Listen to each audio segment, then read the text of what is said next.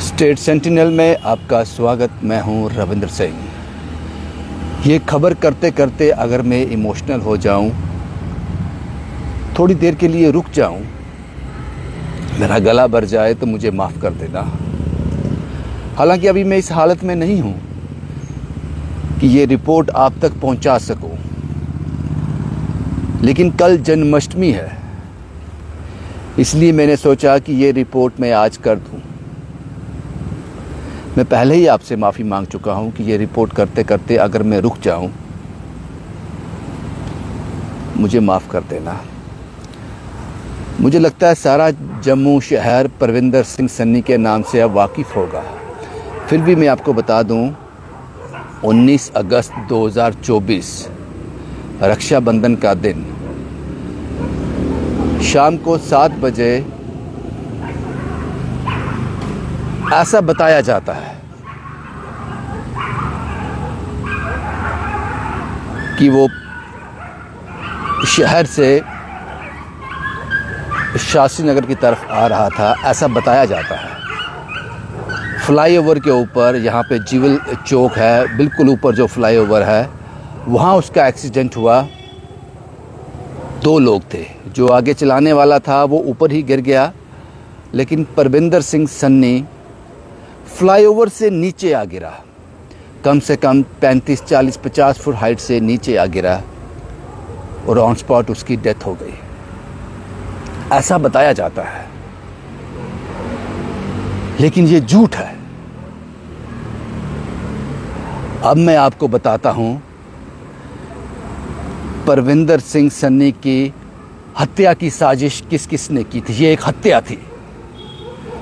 इस हत्या की साजिश किस किस ने की थी, कौन कौन लोग शामिल थे इसमें, अब वो सुनिए।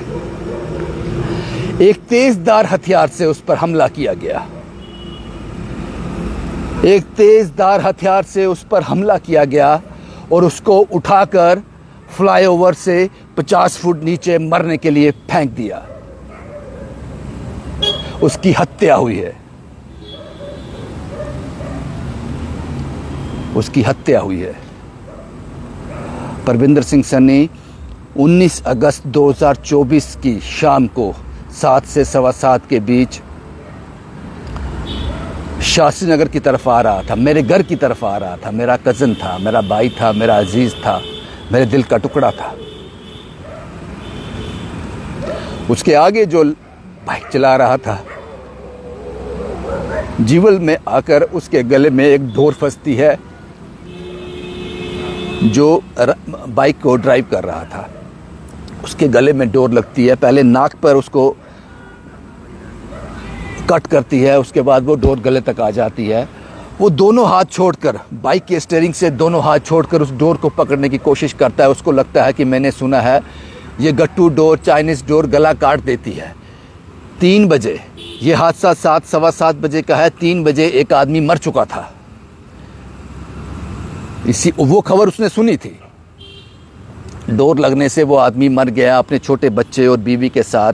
उसकी बीवी राखी बांधने जा रही थी अपने भाई को। मर गया वो पति, मर गया वो बाप।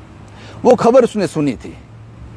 जो आगे बाइक चला रहा था, पहले डोर ने उसके नाक पे कट किया, फिर गले में आ गई।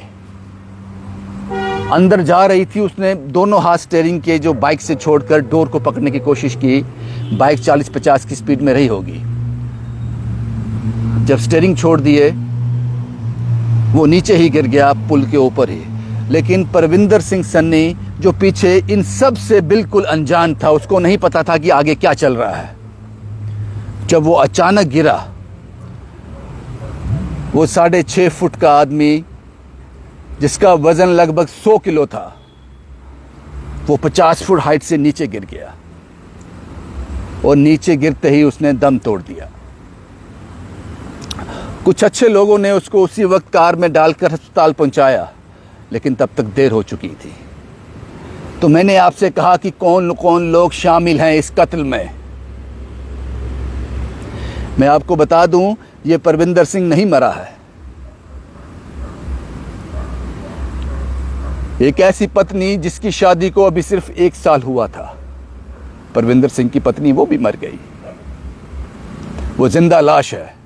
उसकी माँ जो उसका घर में इंतज़ार कर रही थी, जिंदा लाश है। उसका एक भाई जिसने कभी भी उसको कुछ भी नहीं सिखाया, परविंदर सिंह ने, उसने कहा मैं हूं ना हर काम करने के लिए, वो आज एकदम से जवान हो गया, बड़ा हो गया, घर का मुखिया हो गया। वो नासमझ चंद मिनटों में समझदार बनना पड़ा उसको अपने परिवार के लिए। कौन कौन लोग शामिल हैं इस कत्ल में? ये गट्टू डोर, चाइनीज डोर बैन है। जिस तरह से नशा बैन है, हेरोइन बैन है, हथियार बैन है, बॉम्ब बैन है,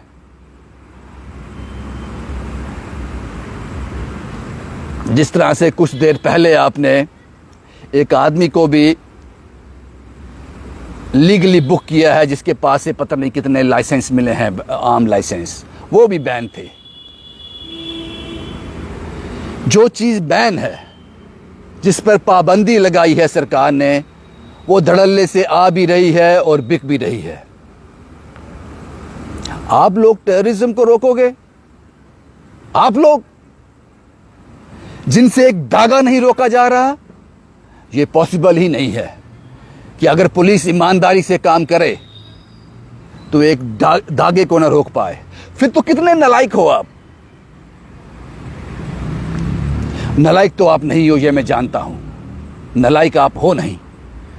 तो फिर क्या चीज है जो आपको रोक देती है एक धागे को, जिसको सरकार ने, जिस पर पाबंदी लगाई है, उसको आप धड़ल्ले से बिक भी रहा है, धड़ल्ले से लोग खरीद भी रहे हैं। क्या चीज आपको नालायक बनाती है? वो है भ्रष्टाचार।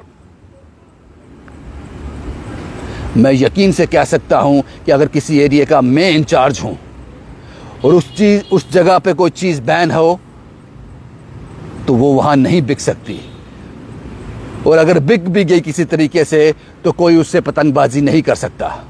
और अगर बिक भी रही है, लोग खरीद भी रहे हैं, पतंगबाजी हो भी रही है, फिर तो आपकी कमाई अच्छी होती होगी, क्योंकि आपको भी तो अपनी बहनों को राखी के बदले कुछ देना है। मैं चंद उन लोगों की बात कर रहा हूं जो बिक जाते हैं पैसे को देखकर, क्योंकि मैं जानता हूं जम्मू कश्मीर पुलिस नालायक नहीं है, नाकाबिल नहीं है।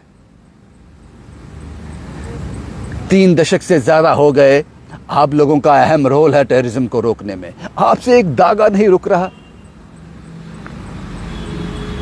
कौन कौन लोग शामिल हैं इस कत्ल में, परविंदर सिंह सन्नी के कत्ल में कौन कौन लोग शामिल हैं? इसमें शामिल है पुलिस, इसमें शामिल है JK का प्रशासन, इसमें शामिल है मैं और आप जो इससे पतंगबाजी करते हैं। जनता के कुछ लोग भी शामिल हैं इसमें। कत्ल हुआ है, ये कत्ल है। और कल जन्माष्टमी है, पता नहीं कल कितने कत्ल होंगे। यहां तक मेरी रिपोर्ट है, रक्षाबंधन के दिन 3 से ज्यादा लोगों की जान गई है गट्टू डोर की वजह से। 3 से ज्यादा कत्ल हुए हैं। कल जन्माष्टमी है। मैं इस पोजीशन में नहीं हूं कि मैं आज आपको ये रिपोर्ट पेश कर सकता।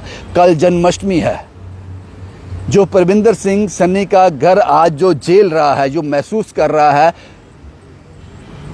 कल शाम होने तक आप लोग ना झेलो इसको, आप लोग इसको ना फील करो, इसलिए ये मैं रिपोर्ट कर रहा हूं, आपके सामने रख रहा हूं। थोड़ा वक्त और लूंगा आपका मैं। अब मैं बताना चाहता हूं कि परविंदर सिंह सन्नी कौन है। सुनिएगा ध्यान से।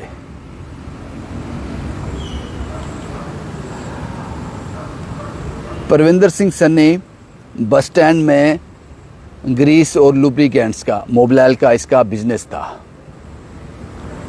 अच्छा काम चलता था इसका गुजारा बड़े अच्छे से हो रहा था। फिर अचानक एक दिन एक ऑर्डर आता है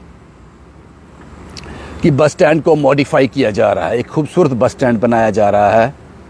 परविंदर सिंह सन्नी की दुकान के आगे एक नाला था, उस नाले को टोटली बंद कर दिया गया। बस स्टैंड का जब नया निर्माण हो गया, उसकी दुकान दिखना बंद हो गई, उसका रास्ता बंद हो गया। बस स्टैंड के अंदर बसेस आना बंद हो गई, उसका काम ज़ीरो हो गया। सुनिएगा परविंदर सिंह सन्नी कौन है। उस वक्त शायद इसकी उम्र 32-33 साल रही होगी जब ये हुआ। अब इसके पास दो ऑप्शन थे। एक तो ये बहाना लगा लेता कि बस स्टैंड का काम ही ख़त्म हो गया, मैं अब घर बैठ जाता हूँ, घर में कोई पूछेगा तो बोल दूंगा। लेकिन वो अपनी उम्र से ज़्यादा इतना मैच्योर हो चुका था, उसने कहा नहीं, अगर एक रास्ता बंद हुआ है तो मुझे कुछ और करना चाहिए। दुकान का काम बंद हुआ है, दुकान नहीं बंद हुई। सुनिएगा अपना घर चलाने के लिए उसने क्या किया। उसने 2 फ्रिज लिए, 2 रेफ्रिजरेटर लिए, उसी दुकान के अंदर वो 2 रेफ्रिजरेटर लगाए, पानी की बोतल्स ली, उसमें डाली। गर्मी बहुत ज़्यादा है, पानी ठंडा कर कर लोगों को बेचना शुरू किया। पीछे से पानी की बोतल लगाता, उस फ्रिज में डालता, जब वो ठंडी हो जाती 2-3 लड़के उसने रखे थे, वो लड़के वो बोतल्स लेके जाते बस स्टैंड में, घूम कर वो ठंडी बोतल बेचते थे। और उसके बाद उसने आइसक्रीम रखी उसी फ्रिज में। मुझे बोलता था भैया एक रास्ता बंद हुआ है तो दूसरा खुल गया मेरे लिए।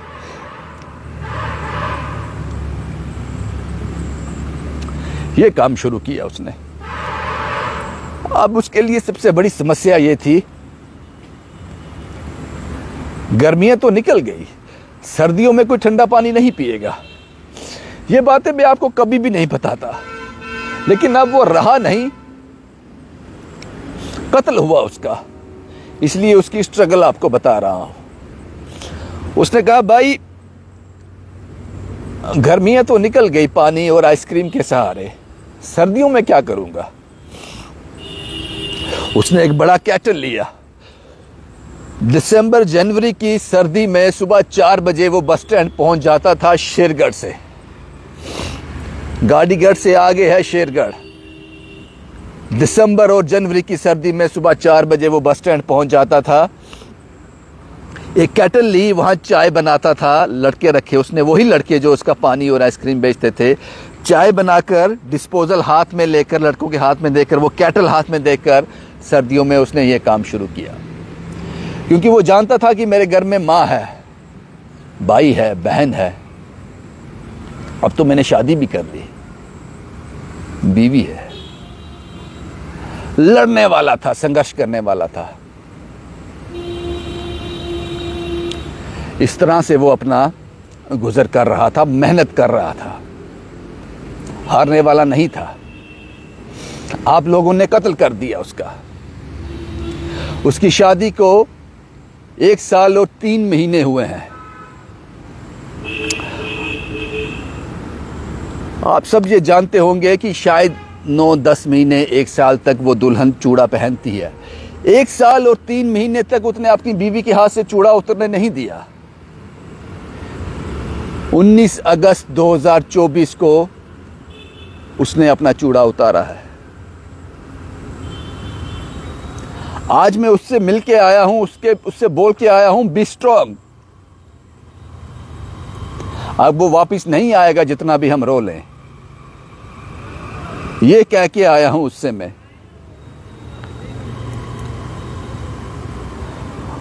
उस मां को हौसला दे के आया हूं जो उसकी कहीं भी फोटो देखती है तो रो पड़ती है, पागलों की तरह चिल्लाना शुरू कर देती है, सन्नी सन्नी सन्नी। उस मां से मिलकर अभी आ रहा हूं।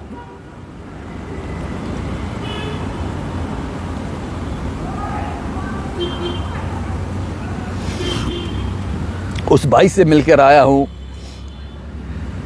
जिसको लड़ना नहीं आता इस दुनिया से, जिस तरह से सन्नी को आता था, उसको लड़ना नहीं आता। वो अभी अबोध है, नासमझ है। 7.25 के बाद वो भाई मैच्योर भी हो गया, बड़ा भी हो गया, उसका बचपन वहीं खत्म हो गया, उसके कंधे पर रिस्पॉन्सिबिलिटी आ गई। घर का मुखिया वो है अब, जो मेरे कंधे पर सर रखकर रोया। उसने कहा मैं सन्नी नहीं बन पाऊंगा,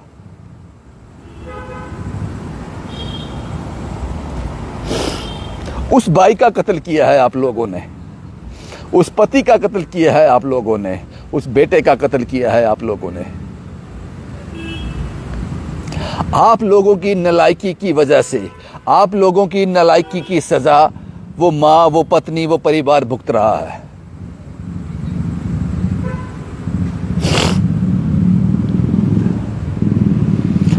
मुझे लगता है पुलिस को और प्रशासन को सामने आकर कहना चाहिए कि ये हमारे बस की बात नहीं है।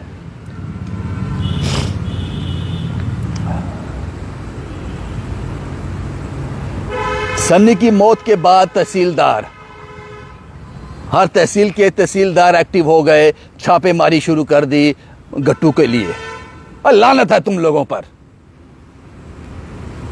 लानत भेजता हूं तुम लोगों पर, जब मौत होने के बाद तुम लोगों की आंखें खुलती हैं।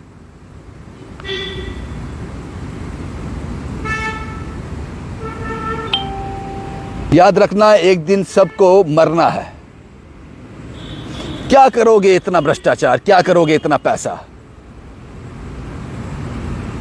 ये अगर गट्टू बिक रहा है,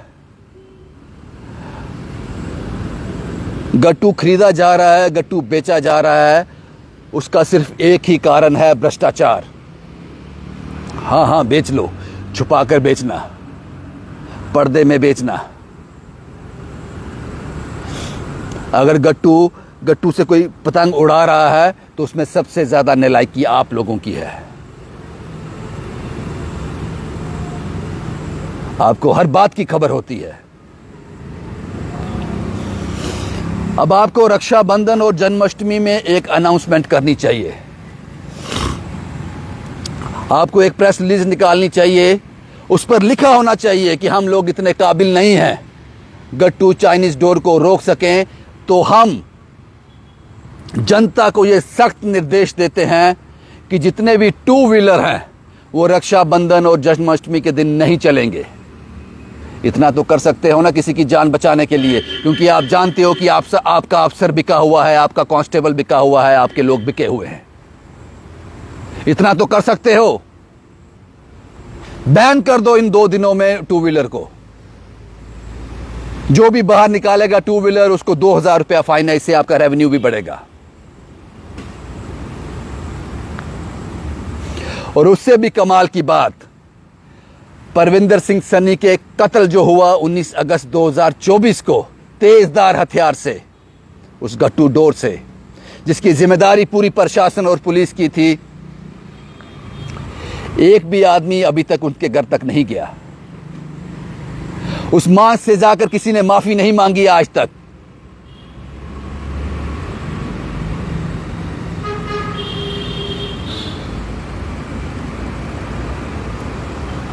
उस घर का कमाने वाला चला गया, जिसके कंधों पर पूरे घर का बोझ था वो चला गया। पता नहीं किस तरह से सरवाइव करेंगे वो लोग, अब मुझे नहीं पता है। उस मां को ये फिक्र होगी, ये दर्द होगा कि मेरा जवान बेटा चला गया, जिसकी 1 साल पहले मैंने शादी की थी बड़ी धूमधाम से। और दूसरा दुख ये होगा कि जो बचा है परिवार, उसको मैं आगे सरवाइव कैसे करूंगी। इसीलिए मैंने कैप्शन में लिखा है, सच लिखा है कि 19 अगस्त 2024 को परविंदर सिंह सन्नी का कत्ल हुआ है और उसके दोषी ये लोग हैं, प्रशासन, पुलिस और गट्टू खरीदने वाले। ये कर देना अनाउंसमेंट कल, आज शाम को ये ऑर्डर निकाल देना कि कल जन्माष्टमी है, हम नालायक हैं, हम भ्रष्टाचार में लिप्त हुए हैं, हम नोट को देखते हैं तो हमारे मुंह में पानी आ जाता है, हम अपना ईमान बेच देते हैं, इसलिए कृपा करके कोई कल टू व्हीलर ना चलाए, इतना अनाउंसमेंट कर देना।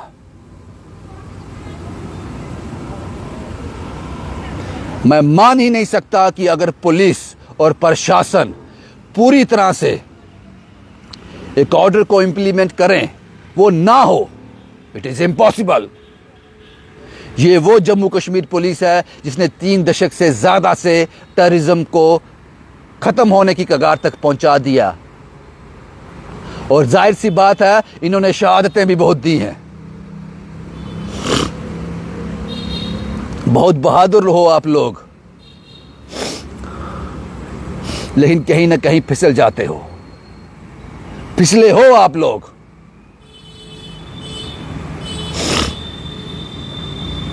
एक जान की क्या कीमत है उस घर में जाकर पूछो। बस मुझे इतना ही कहना था आप लोगों से, मुझे इतना ही कहना था आप लोगों से। ये लोग शरीफ लोग हैं। परविंदर सिंह सन्नी की तरह उसका परिवार भी इतना ही भोला भाला है। सड़क पे नहीं आए, सड़क बंद नहीं की, चौक बंद नहीं किए इन्होंने, क्योंकि उस गम से वो बाहर निकल नहीं पा रहे थे कुछ सोच सके। और आपने भी जरूरी नहीं समझा कि उस मां से, उस पत्नी से एक बार मिलने जाकर, मुझे पता है आपको मिलने में शर्म आएगी, क्योंकि आप जिम्मेदार हो, आप दोषी हो इसके। कोशिश करना एक बार मिल आना उन लोगों से जाकर, क्योंकि मरना तो आपको भी है एक दिन। जब ऊपर वाला आपसे सवाल पूछेगा तब आपके पास जवाब होना चाहिए। थोड़ा तो प्रायश्चित कर लो।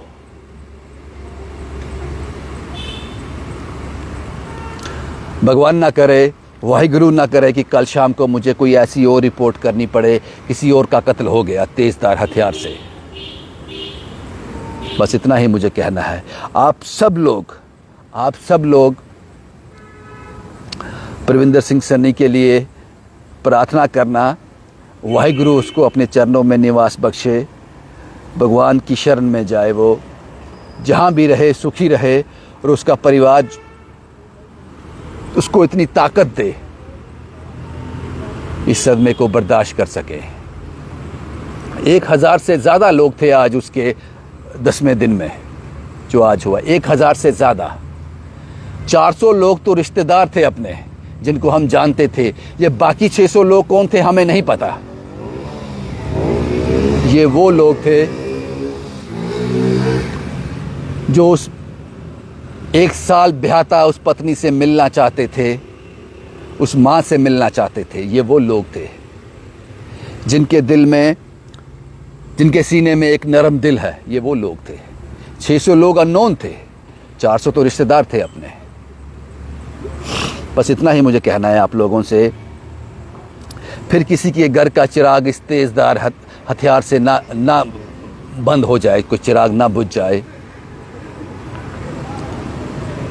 और कत्ल करने वालों, इस कत्ल में जो दोषी हैं, भगवान आपको भी माफ करे। शुभम कुमार के साथ Ravindra Singh, the state sentinel के लिए।